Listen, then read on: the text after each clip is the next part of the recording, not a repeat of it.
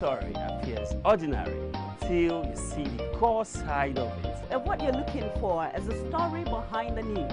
We bring it to you from Lagos, the commercial capital of Nigeria. Giving you all sides and political stories round the clock. Every detail from the start line to the final whistle. CoreTV News, expanding your view.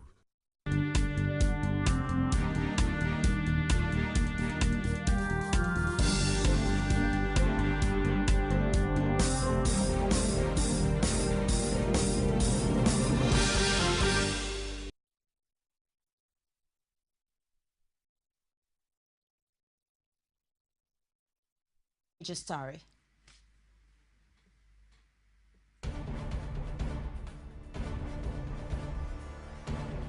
Boko Haram shoots son of former Nigeria's president Olusegun Obasanjo in attack on Mubi in Adamawa State.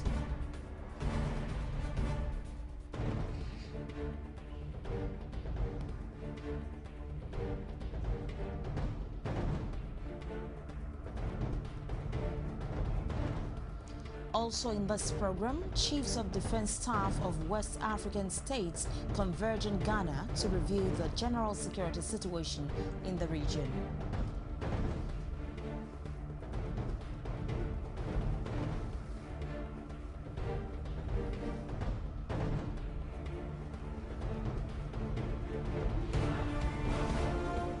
Nigeria warns international community over stigmatization of her citizens around the world because of Ebola virus disease.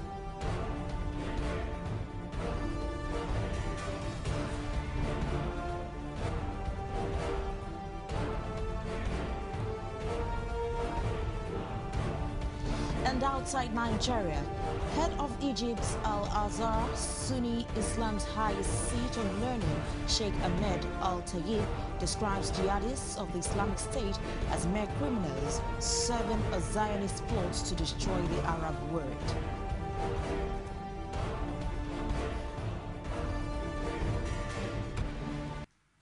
And now the details.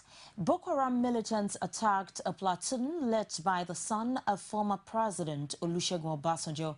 He sustained serious injuries to his legs following a gunshot. Adeboye Obasanjo, an army engineer, is a lieutenant colonel at the 3rd Division in Jos, Plateau State. He and his platoon were engaged with Boko Haram militants at Baza, which is the village of the general officer commanding of the 3rd Division when the incident took place. 24 soldiers in the platoon were reportedly killed by the militants. Apart from the dead soldiers, the army also lost an armored tank to the militants. As a result of the attack, the army has moved sensitive weapons from Mubi to the brigade headquarters in Yola, leaving Mubi vulnerable to attack. The town of Mubi has practically been deserted following the closure of schools and massive retreat of soldiers from the city. As the battle for the soul of northeast Nigerian villages rages between government forces and Boko Haram insurgents, political analysts have continued to lay the attacks at the doorstep of politicians who they say would do anything to gain power.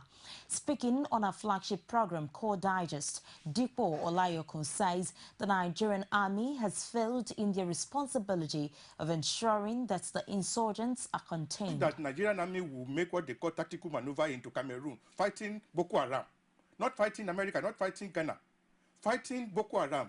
When the firepower was too much for our boys, they made what they call tactical maneuver into another country. That is straying. That those people now arrested them, disarmed them, go and lodge them in one school. Nigeria should be ashamed of ourselves. When we remember Nigeria of yesteryears. I was telling you what was happening when Nigeria invaded Cameroon because they strayed into our territory. That the Cameroonian president had to call the French president, to call our president, that please call Buhari to order. Nigeria military has now become a bunch of people that would not, 480 Nigerian army soldiers ran into Cameroon because they were faced with firepower that was above more than their own. And we have a country that was budgeting close to $1 trillion every day, every year for defense. As analyst Charles Ake explains that political leaders are responsible for the attack as they have abandoned their primary responsibility of protecting lives and property. Instead of being responsive and responsible to the mandate that the leaders have gotten on the platter of gold, now they abdicated their responsibility, allowed Almajiris to come in and take charge of the whole environment, making them to grow from infancy to these monstrous terror groups that are now a challenge to the entire, not just Nigeria alone, to the whole world. Chiefs of Defense Staff of West African states are converging on Ghana to review the general security situation in the region. The meeting carries the theme strengthening ECOWAS military cooperation for peace, stability and development. The regional defense chiefs are to receive an update on the security situation in northern Nigeria, where Boko Haram has seized some towns and declared an Islamic caliphate. They will also, during their three-day talks, be briefed on the Ebola virus disease outbreak in West Africa, which ECOWAS has tagged a security threat. In addition, the meeting will also consider the status report on the ECOWAS standby force, as well as receive updates on the new peace support operation division. The police authorities have deployed newly appointed police commissioners to command positions in 21 states. This, according to police spokesman Emmanuel Ojukwu, is based on recommendation of the Police Service Commission and its subsequent approval. Kayode Aderanti is now the new Commissioner of Police in Lagos, while Acting Commissioner Wilson Inaligu is in charge of the Federal Capital Territory. One-time police spokesman Olushola Amore takes charge in Niger State. Usman Yakubu is posted to Nasarawa State and Clement Adoda in Borno State, among others. Meanwhile, the police authorities have ordered an investigation into the death of veteran journalist Dingba Igwe. Inspector General of Police Suleiman Abba disclosed this in a condolence message to the family of the late vice chairman of the Sun newspapers. He assured the family that the police will leave no stone unturned in the quest to unravel the circumstances surrounding the late Dingba's death. The journalist died on Saturday at the Lagos State University Teaching Hospital after he was knocked down by a hit-and-run vehicle. Nigeria has recorded a new Ebola case to bring the number of confirmed cases in the country to 19. Health Minister Onyebuchi Chukwu disclosed this at a press briefing in Abuja. He revealed that the new case is the fiancé of one of the primary contacts of the index case, but added that he has recovered. As of this morning, the total number of confirmed cases of Ebola virus disease in Nigeria is 19. 15 in Lagos, 4 in Port Harcourt. The 19 cases which have been actually in existence but not confirmed earlier is the fiancé of one of the primary contacts of Mr. Sawyers, who died of the disease. The test results were equivocal, but further tests have now established that indeed he suffered from the disease. He had only mild symptoms and he has since recovered from the illness. He was quarantined, but because of the initial equivocal test result, he was not placed on active treatment. The total number of deaths from Ebola virus disease in Nigeria stands at 7. 5 of these died in Lagos. One, as you know, the index case, Mr. Patrick Sawyer, in a private hospital, while the other 4 died in the isolation ward in Lagos State. The Nigerian government wants the international community to stop singling out its citizens for screening on suspicion of the Ebola virus disease. This, according to Health Minister Onyebuchi Chukwu, is because the country has the disease under control. He made the appeal at a press conference in Abuja, where he also insisted that Nigeria has learned from its experience with the disease. The report. Days after Ebola virus disease was imported into Nigeria, and the authorities appear to have its spread in check. But the stigma attached to the disease now threatens the milestone already recorded. Recently, there have been reports of profiling and quarantine of Nigerians in several countries on account of their origin. The Nigerian authorities say such an approach is uncalled for. We're in control. We have contained the situation. Ebola is not on the street in Nigeria anywhere. So we're again appealing to countries and individuals not to profile or stigmatize anyone on account of Ebola virus disease. In particular, we have observed that some countries have continued to selectively quarantine Nigerian travelers without any health or scientific basis. There is a situation involving a journalist back in Cuba on account of Ebola, but the government says it is presently looking into the matter. The journalist went to Cuba and has been detained for 3 weeks. It is expected that that journalist or that newspaper should be able to reach out to the Nigerian mission in Cuba. Because when you travel out, you must remember the address of your mission, so that if you have this, and then you are able to get the mission to enforce your rights. The only case when you mentioned Cuba we had was of a journalist working for a newspaper in Nigeria. We got that through one of you. We didn't get that from the media house where that individual works, which was surprising. But as a responsible ministry, we've already written formally, we did weeks ago, wrote formally to the Ministry of Foreign Affairs to help us investigate the case. And now that you've mentioned it, maybe today we would want to remind and ask them what was the outcome of their own investigation. And in spite of Nigeria's widely acknowledged success in handling Ebola, the authorities still want the citizenry to remain aware of the threat posed by the disease and adhere strictly to World Health Organization protocols. Aviation authorities promise improved services across airports in the country. Find out more on these and other stories after this timeout. Don't go away. There is an Ebola virus epidemic in some West African countries. The Nigerian government wants you to be aware and watch out against the spread of Ebola in your community. Help keep our country safe and watch out for severe cases of fever, headaches, diarrhea, chest and abdominal pain, sore throat, cough, red eyes and bleeding from the eyes, ears and nose, especially when these symptoms are found in persons coming into Nigeria from other West African countries. Protect yourself. Wash your hands regularly with soap and running water or use a hand sanitizer. Avoid contact with the blood, urine, feces or saliva of animals like bats, monkeys, gorillas, chimpanzees or infected persons. The Ebola virus is deadly. Don't catch it. Don't spread it. This message is brought to you by the Federal Ministry of Information. You can now watch CoreTV News live from anywhere in the world on our website www.coretvnews.com. Click on Live TV on our website and watch us live. And welcome to CoreTV Primetime Days. To follow us on Twitter, click on Twitter icon on our website. On Facebook, click on the Facebook and YouTube to see all our previous news production. You can also watch us live on YouTube. Click CoreTV, leave a space, then news. CoreTV News, a 24-hour news station.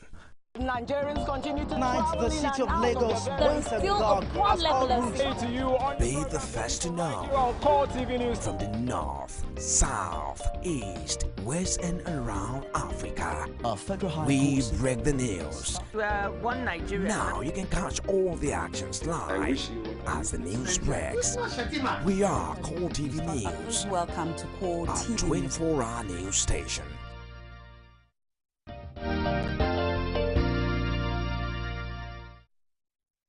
Thank you for being there. Nigeria's aviation authorities say passengers and airport users will witness improvement in operations at airports across the country. Minister of Aviation Osita Chidoka disclosed this at a meeting with airport managers in Abuja. He also directed the officials to operate Twitter and Facebook accounts to keep the public updated on development at the nation's airports. Pai Samuel has the details. This is the first time the aviation minister is meeting with airport authorities since he was appointed about 2 months ago. The meeting is devoted to making air passengers comfortable and secured. But the minister is also concerned about the attitude of airport managers. He wants them to become service deliverers rather than managers. This meeting is designed to achieve a critical objective of ensuring that our airports are secured for passengers, that passengers travel in comfort, that minimum standards are maintained at the airports,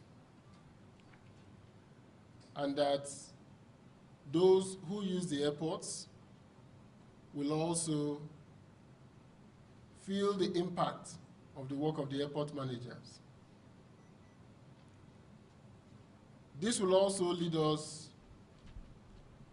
to documenting carefully the expectations of each airport manager and to measure the output of the airport manager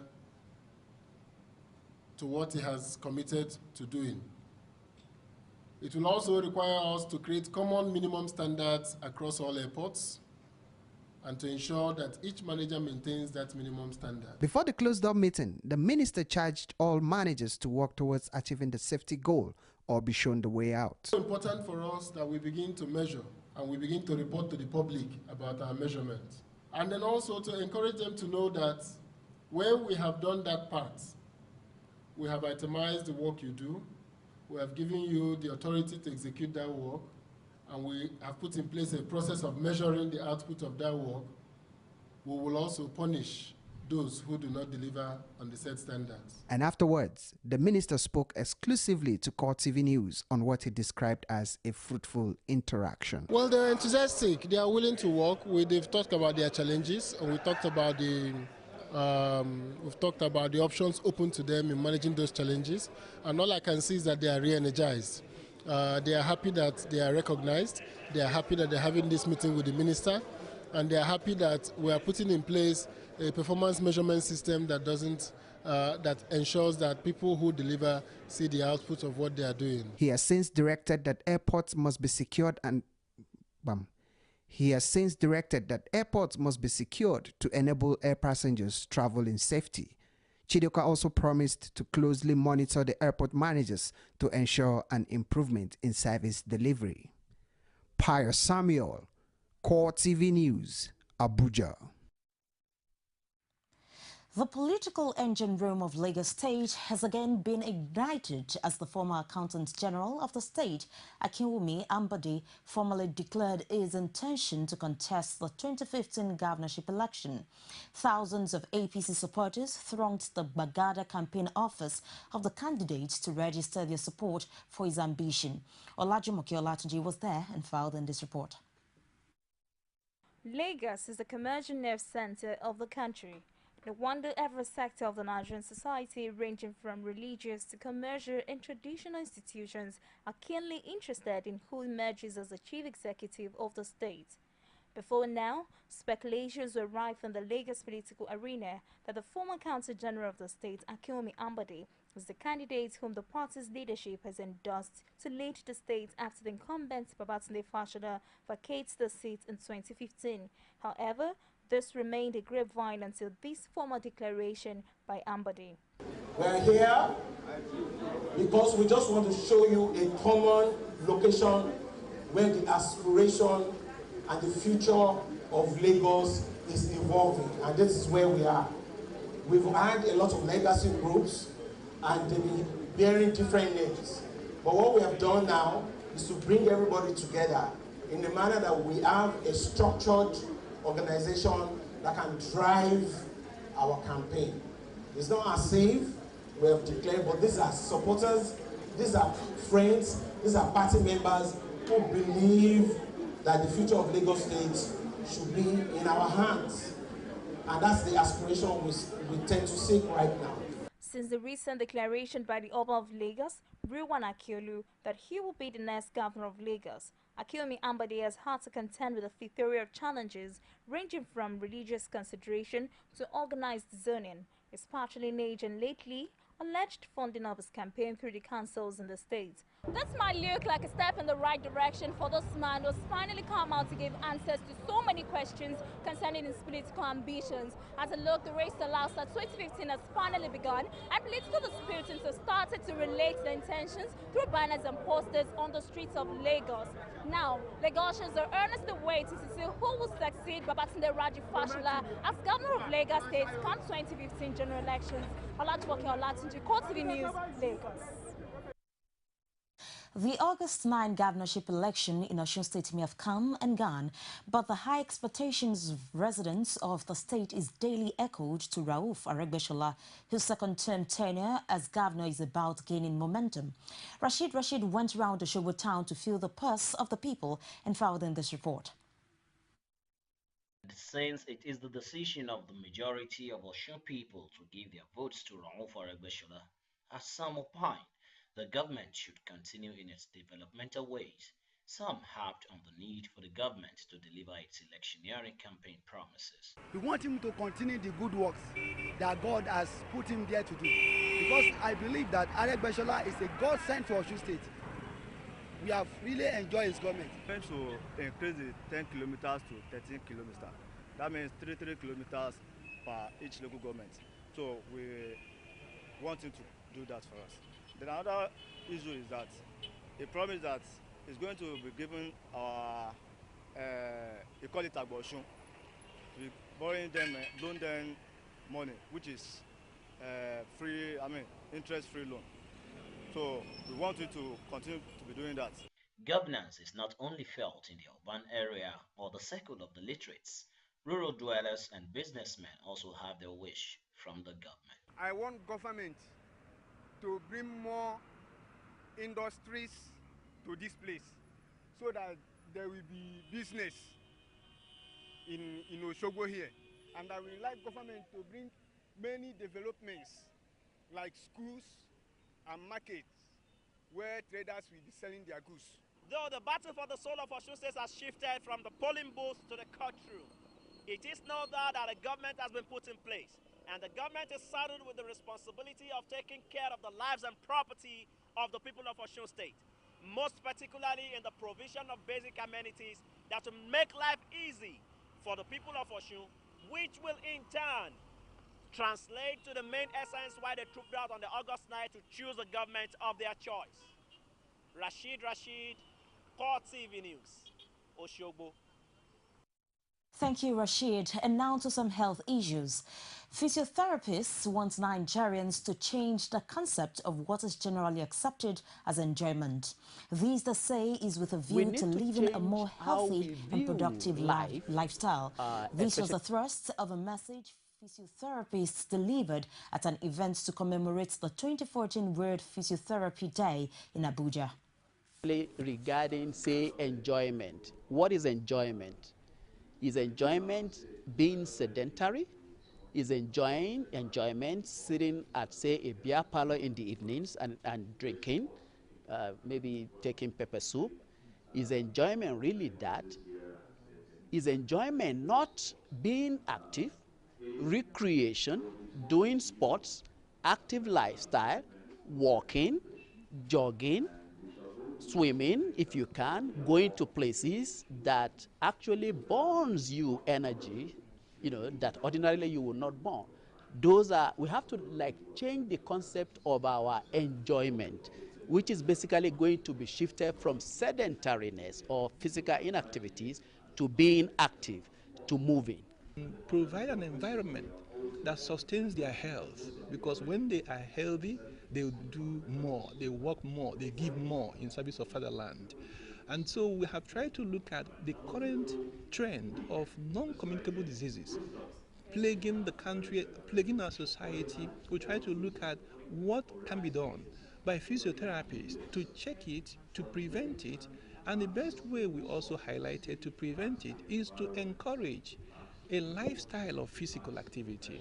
And we provided evidences from our presentation on how movement, physical activity, a lifestyle of physical activity can help to prevent all these non-communicable diseases. The National Bureau of Statistics has dismissed recent figures in the public domain of the rate of unemployment in Nigeria. The Statistician General, Yemi Kale, says at a forum in Abuja that the Bureau has not published any document on the rate of unemployment in the country since 2011. He added that the NBS is working on new ways through which accurate data could be generated and presented to the public. In Nigeria, between 1.2 million to 2.2 million people enter the labor force every year, an average of about 1.6 million. And it's important that we generate sufficient full-time employment for them. At this juncture, let me clarify, as the apex statistical body in the country, some misconceptions about the labor force and about unemployment in Nigeria. The labor force is only those within a particular age group in Nigeria, 15 to 65, willing and able to work. And unemployment is a proportion or number of people in that labor force that cannot find work, and not the entire population. This means if you are a student or voluntary housewife, or choose not to work for whatever reason, or are unable to work, or are younger than 15, or are older than 65, you are not in the labor force, and consequently you cannot be unemployed. So every time I see certain percentages being used against the entire population of 170 plus million, that is incorrect. We don't calculate children or students or housewives as unemployed because they are not looking for work, they are not willing, and are not able to work. And this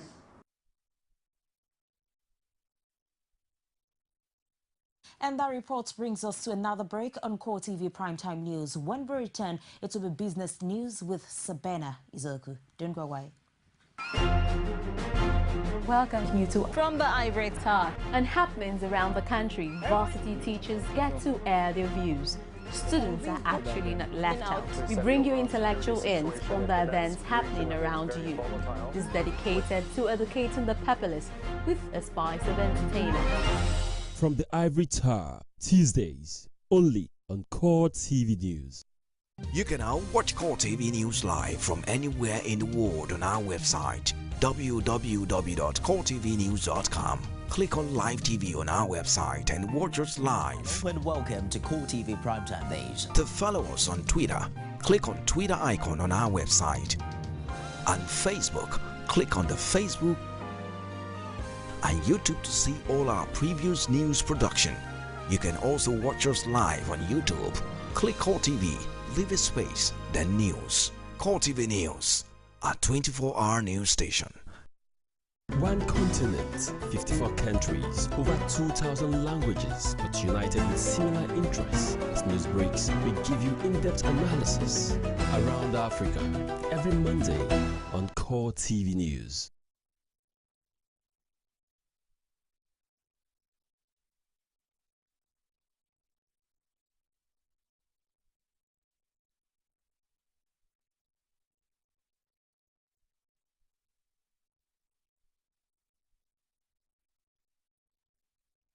You can now watch CoreTV News live from anywhere in the world on our website, www.coretvnews.com. Click on Live TV on our website and watch us live. And welcome to CoreTV Primetime Days. To follow us on Twitter, click on Twitter icon on our website.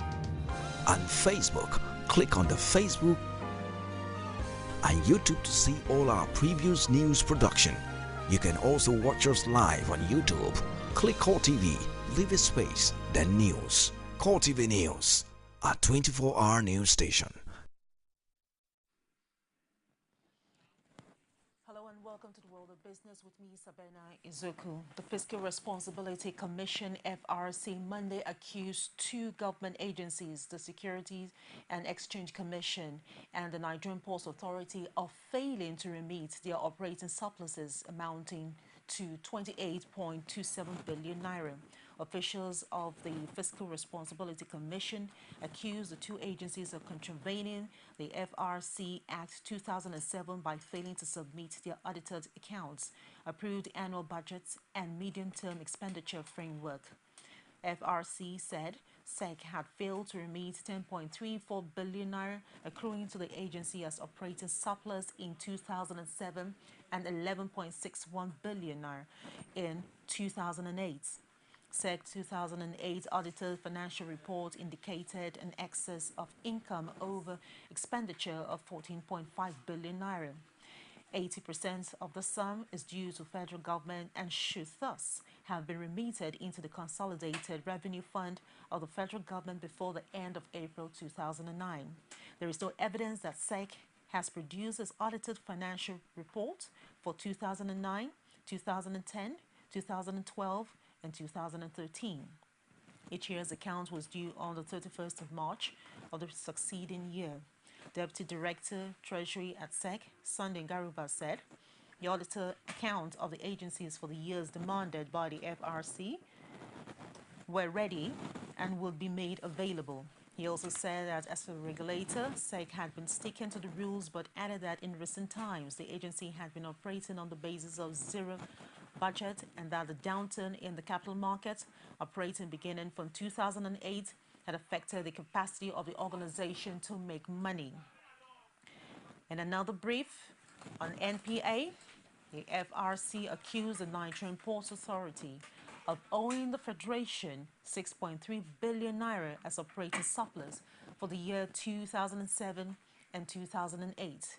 Victor Murako, Acting Chairman, Fiscal Responsibility Commission, says it has now remitted 3.79 billion naira to the Consolidated Revenue Fund, being the balance of NPA's operating surplus for 2007 and 2.5 billion naira for 2008, he says. Meanwhile, the Nigerian Ports Authority Director of Finance and Administration, Odunta Olumide, says the management has opened a special account in which 300 million naira will be paid into it monthly. The federal government has commenced the process of converting 23 industrial development centers across the country into the world-class micro, small, and medium enterprises clusters. The Minister of Industry, Trade and Investment, Olusegun Aganga, disclosed this during the annual seminar and award ceremony of the Commerce and Industry Correspondents Association of Nigeria in Lagos. The industrial development centers were merely incubations and cluster building centers which were not adding the required value to the industrial, micro, small, and medium enterprises development. All agencies that will help nurture and grow the businesses to international standards, such as the Bank of Industry, Industrial Training Funds, Standard Organization of Nigeria, SMIDN, and commercial banks, among others, are already establishing their presence in the zones. Aganga says the focus of Jonathan's administration is achieving inclusive economic growth. Globally, small and medium enterprises have been recognized as the engine of the economic growth and development. He added there are challenges in terms of financing, cost of operation, market access, and research and technology, among others. But one of the ways of addressing their cost of operation is to have dedicated small and medium enterprises industrial zone across the country. The National Bureau of Statistics has released a gross domestic product figure for the second quarter of this year, stating the economy grew by 6.54%. The Bureau in the report says 6.54% growth rate was higher than the 5.4% recorded in the quarter of 2013 and also higher than 6.2% in the first half of 2014. The services sector accounted for the largest share of the real gross domestic product in the period under review, amounting to 8.54 trillion naira. Industry ranked the second with a contribution of 4.17 trillion naira, while agriculture contributed the least in the second quarter, representing 3.36 trillion naira, of the gross domestic product. Oil production at 2.21 million naira, I beg your pardon, 2.2 million was recorded as against 2.11 million barrels per day in the second quarter of 2013. The oil gross domestic product was valued at 2.6 trillion naira in nominal terms in the second quarter of the current year, compared to 2.63 trillion naira recorded in the corresponding quarter of 2013. The non-oil sector of the economy grew by 6.71% in the second quarter of 2014. Relative to the first quarter of the 2013, non-oil product was also lower by 1.49% when growth was recorded in 8.21%. For telecommunication sectors, it contributed 1.48 trillion naira to the total gross domestic product in the second quarter, and the real estate sector contributed 7.87% of the real gross domestic product. On the forex market, naira firmed against the dollar today. The naira closed at 162 naira and 36 kobo, firmer than Friday's close of 162 naira 40 kobo. The Nigerian unit of some foreign banks sold the currency on Monday to be able to participate in the bond market, thereby boosting support for the naira. The naira eased against the dollar last week after some importers sought to tap into the month-end liquidity boost provided by the oil companies, selling the greenback to meet their local obligations. And on the stock market report, on the floor of the Nigerian Stock Exchange, it ended on a positive note today. The all shares index it appreciated by 0.13% to close at 41,214.81 basis points. Market capitalization increased and closes at 13.6 trillion naira. In all, a total of 479 million shares, valued at 50.7 billion naira, were exchanged in 4,168 deals. Report shows that USCN topped the gainers chart, followed by WAPCO PLC, Union Bank of Nigeria, Nigerian Breweries, and Eco Transnational Incorporated. On the other hand, Guinness PLC topped the losers chart, followed by PZ PLC, Ashaka Cement, 40 Oil, and International Breweries. Meanwhile, here are the top 5 trends.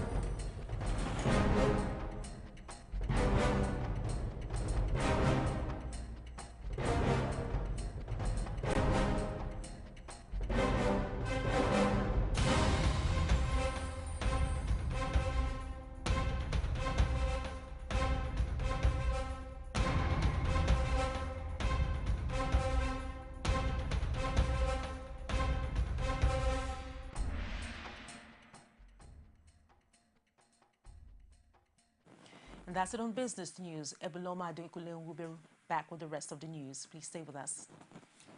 You can now watch CoreTV News live from anywhere in the world on our website www.coretvnews.com. Click on Live TV on our website and watch us live. And welcome to CoreTV Primetime Days. To follow us on Twitter, click on Twitter icon on our website. On Facebook, click on the Facebook and YouTube to see all our previous news production. You can also watch us live on YouTube. Click CoreTV, leave a space, then News. CoreTV News, a 24-hour news station.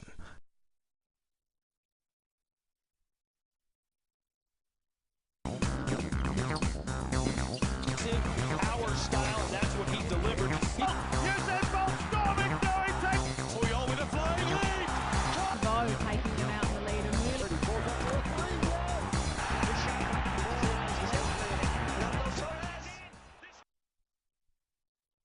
Thank you so much for being there. And now into the world of sports. FIFA President Sepp Blatter said on Monday that he will be a candidate for a 5th term in charge of world football in an election next year. Blatter has been FIFA's leader since 1998, but has faced growing criticism from European football chiefs in recent months.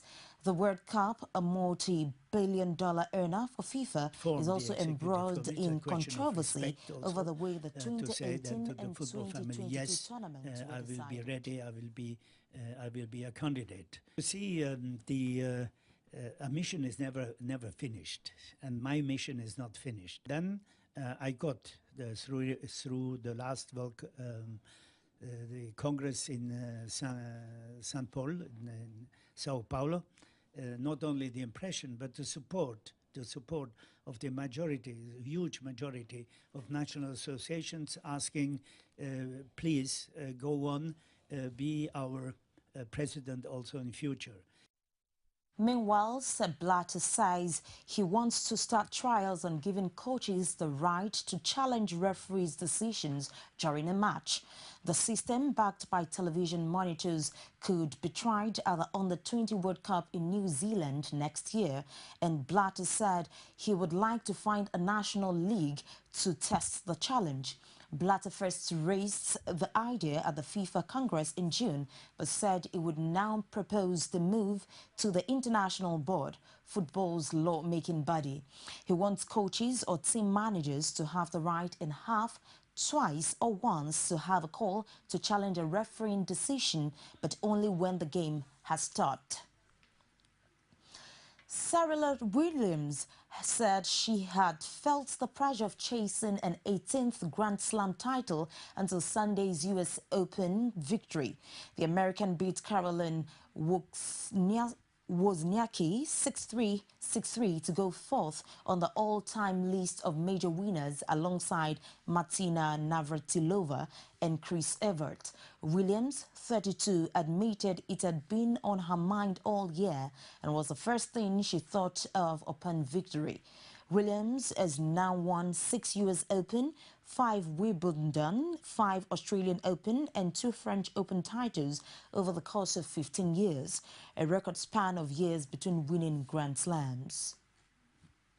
Spain's Alberto Contador cemented his grip on the red jersey victory with victory in stage 16 at Lagos do Somiedo ahead of a battling Chris Froome of Great Britain. The two riders expected to go to the distance in July's Tour de France finally went head-to-head in Spain in a thrilling final to the Queen stage of the race. Contador was the only rider able to respond to Froome's attack 4 kilometers from the summit of the 16.5 kilometers final climb. And that's all we have for you in sport. We'll take another break and we'll be back with other stories outside Nigeria. Stay with us. Glad to have you join us for another edition of The Political Arena, the most detailed and incisive political show. If you are a sitting governor and the opposition is able to stomach structure against you, that means you are wicked to the people.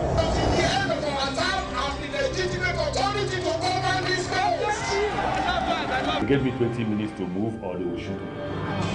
He has no chance for survival. If he likes himself, this is the best time to get out before he perishes.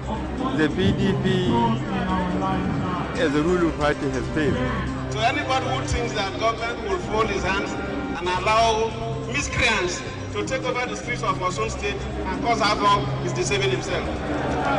The good, bad, ugly and beautiful sides of the Nigerian political system. Join me every Sunday at 9:15 p.m. on CoreTV News.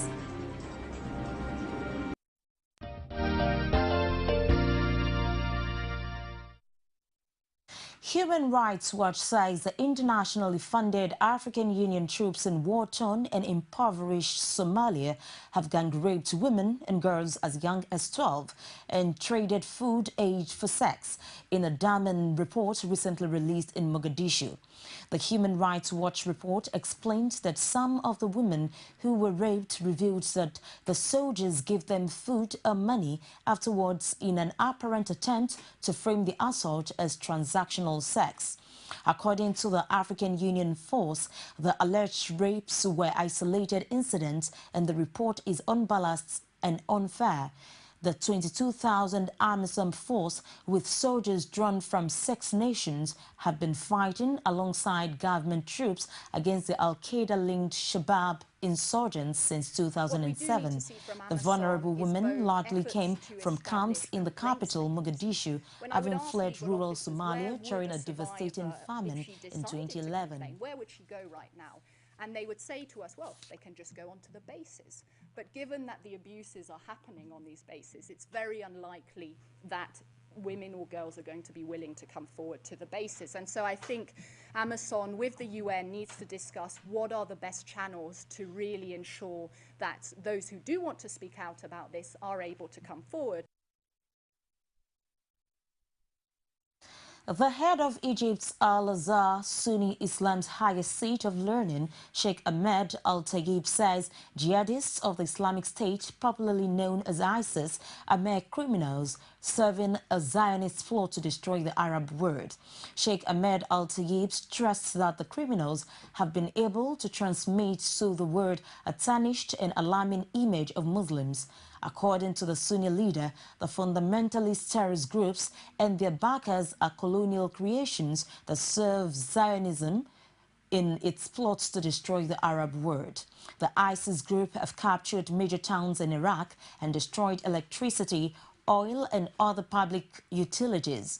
Thousands of lives have equally been lost to deadly attacks on villages and towns in the country due to incessant ISIS attacks. Al-Azhar is Egypt's top religious authority and runs a university long seen as the most prestigious center of Sunni Muslim learning. And that's all we have for you on CoreTV Primetime News tonight. On behalf of the production team, I am Ebulomo Adekunle saying thank you so much for watching.